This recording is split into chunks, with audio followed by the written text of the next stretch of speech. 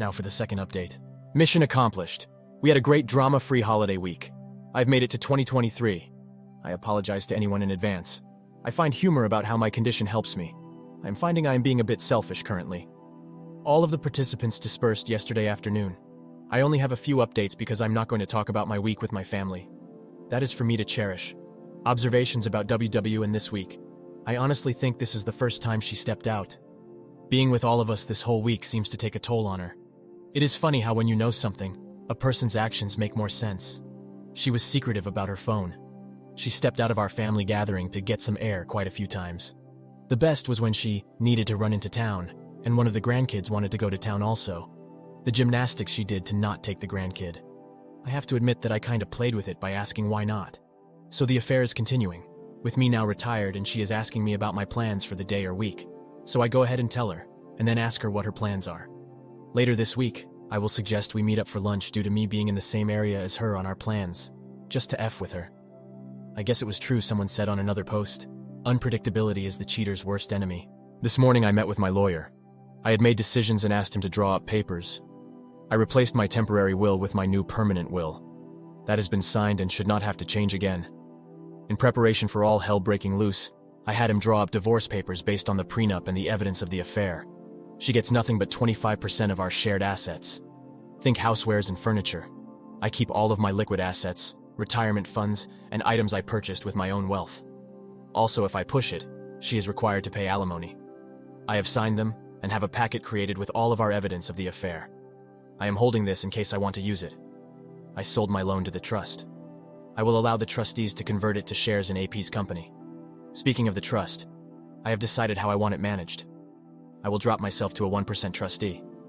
The twins will get the majority of the trusteeship. The 4 grandkids will make up the rest. All of the grandkids' proxies will be Sarah and Steve's.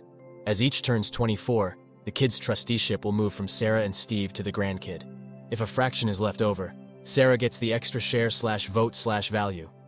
I have planned a meeting with the kids, Sarah and Steve, for next week. I plan on telling them everything then. They have to sign documents, and they will want to know why I'm doing this. So when this is done, my personal value will be my liquid assets, personal property, and the money from the AP's loan. So in the worst case scenario, Jane will get very little compared to the assets and value in the trust.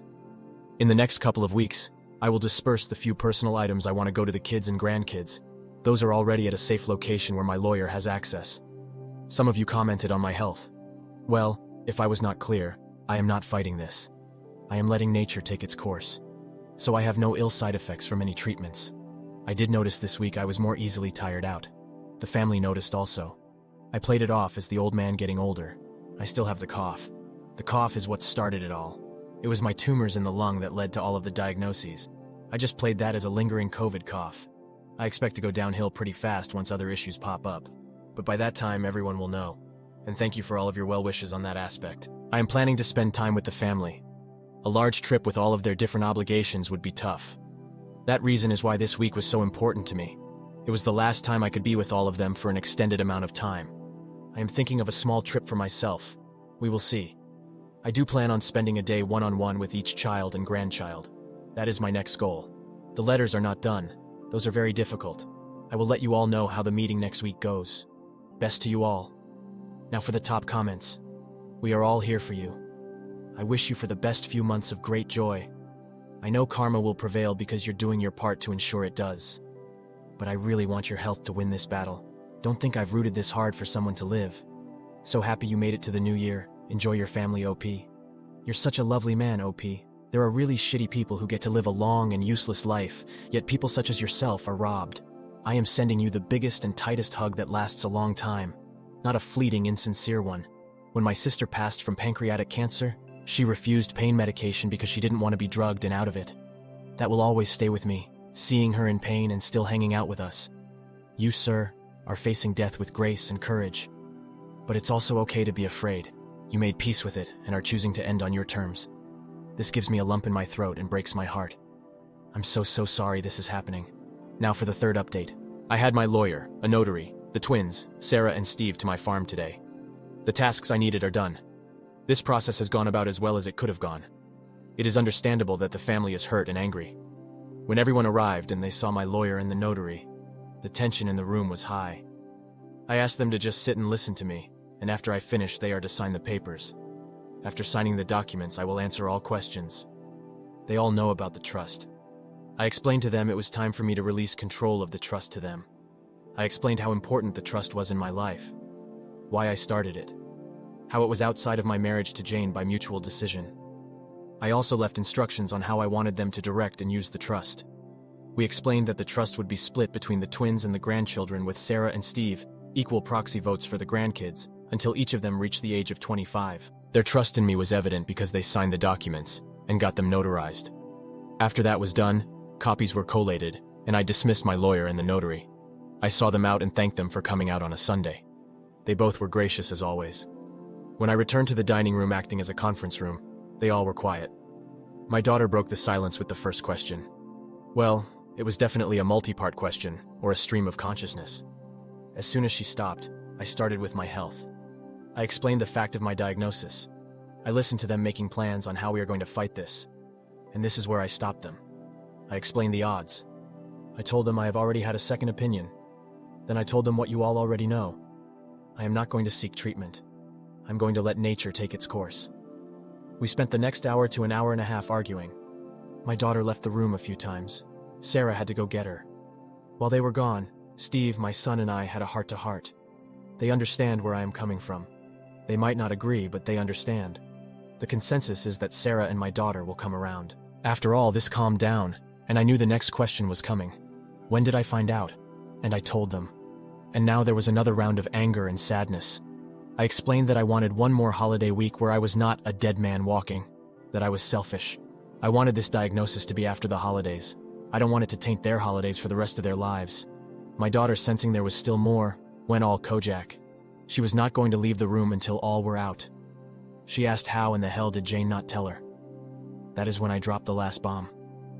I told them exactly the same account of events that I did in my first post. That is the first time I truly saw the fire of anger in my daughter's eyes.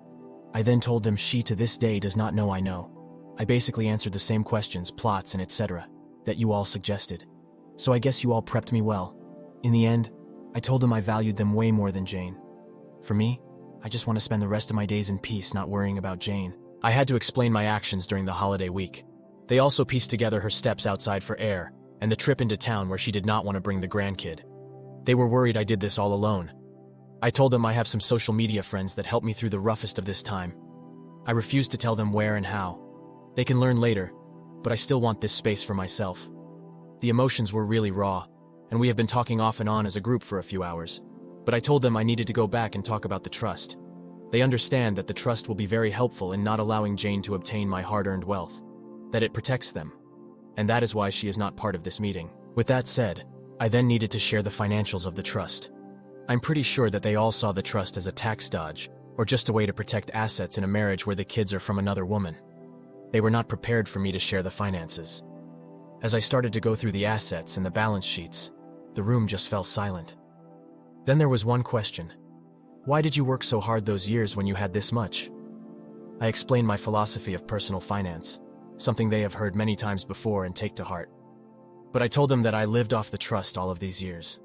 I put them through college with that trust. I made time in my life for them with that trust. And I was able to work for a non-profit for basically free because of that trust. And if there is any example I want to outlive in them and their children, is to use this trust to do better for others. And not to just write a check for a charity here and there, but to work for something they believe in. In my years with this non-profit, I have done so much more in training others and building relationships than just writing a check cannot do. I am not happy that today, everyone's lives at that table changed in so many ways, good and bad, because of me. It was not the way I wanted it to happen, but it is done. They know all of it. I have begged and pleaded that they let me deal with Jane, not to talk about the trust with anyone. We will run as status quo for now. When I get sicker, then things will change. They all have agreed.